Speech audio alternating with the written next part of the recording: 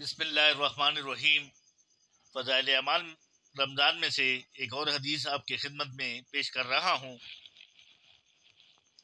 اللہ پاک مجھے اور آپ کو اس کو سننے اور اس پر عمل کرنے کی توفیق عطا فرمائیں۔ آپ سے گزارش ہے کہ اپنے احباب کے ساتھ اس کو شیئر کرے تاکہ وہ بھی اس سے استفادہ حاصل کر سکے، کہ کاش وہ عمل کرنے لگے جو ان باتوں کی جو ہمیں ترغیب دی جاتی ہے۔ یہ میری اور آپ کی اور ان کے لیے گناہوں سے بخشش کا ذریعہ بنے گا اور ثواب کمانے کا ذریعہ بنے گا اور نجات کا ذریعہ بنے گا۔ اللہ پاک مجھے اور آپ کو اس پر عمل کرنے کی توفیق عطا فرمائے۔ تو شروع کرتے ہیں۔ بسم اللہ الرحمن الرحیم۔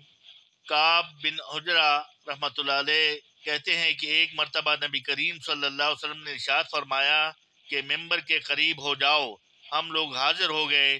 جب حضور صلی اللہ علیہ وسلم نے ممبر کے پہلے درجے پر قدم مبارک رکھا تو فرمایا آمین۔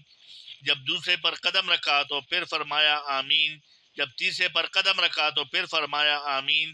جب آپ خطبے سے فارغ ہو کر نیچے اترے تو ہم نے عرض کیا کہ ہم نے آج آپ سے ممبر پر چڑھتے ہوئے یہ باتیں سنی جو پہلے کبھی نہیں سنی تھی۔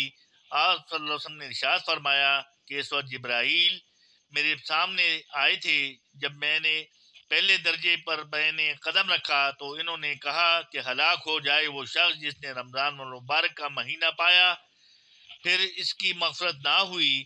میں نے کہا آمین۔ پھر جب میں دوسرے درجے پر چڑھا تو انہوں نے عرض کیا تو انہوں نے کہا کہ ہلاک ہو جائے وہ شخص جس کے سامنے آپ کا ذکر مبارک ہو اور وہ درود نہ بھیجے۔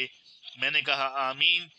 جب میں تیسرے درجے پر چڑھا تو انہوں نے کہا ہلاک ہو جائے وہ شخص جس کے سامنے اس کے والدین یا ان میں سے کوئی ایک بڑھاپے کو پاوے اور اس کو جنت میں داخل نہ کراوے۔ میں نے کہا آمین۔ میرے دوستوں بزرگوں، اس حدیث میں کتنی زبردست بات ہمارے سامنے آئی ہے کہ نبی کریم صلی اللہ علیہ وسلم رمضان المبارک کے جو بتا رہے ہیں کہ جبرائیل نے جو دعا مانگی اور نبی پاک صلی اللہ علیہ وسلم نے اس پر آمین کہا، تو کتنی قیمتی وہ دعا تھی اور کتنی قیمتی وہ آمین تھی جو کہا گیا۔ اللہ پاک مجھے اور آپ کو جو نبی پاک صلی اللہ علیہ وسلم نے دعائیں مانگی ہیں ان میں جن شرور سے بچنے کی لیے کہا گیا اس سے بچنے کی توفیق عطا فرمائے۔ یعنی رمضان کا مہینہ آئے اور ہم اپنی مغفرت نہ کرا سکے تو یہ ہماری بد نصیبی ہے، اور نبی پاک صلی اللہ علیہ وسلم کا جب بھی ذکر آئے صلی اللہ علیہ وسلم نہ پڑھے تو یہ بھی ہماری بد نصیبی ہے۔ اور ہمارے والدین میں سے اگر کوئی دونوں ہو یا دونوں میں سے ایک ہو اور ہم ان کی اپنے لیے جنت کا ضامن نہ بنا سکے تو یہ بھی ہمارے لیے بد نصیبی ہے۔ اب انشاءاللہ اس کے بعد جو ویڈیو آئے گی وہ اس کی تفصیل میں آئے گی، اس کی تفصیل آئے گی اس حدیث کی، تو انشاءاللہ کوشش کریں گے کہ اس پر عمل کرنے کی کوشش کریں گے۔ اللہ پاک مجھے اور آپ کو اس پر عمل کرنے کی توفیق عطا فرمائے۔ صدق اللہ مولانا العلی العظیم۔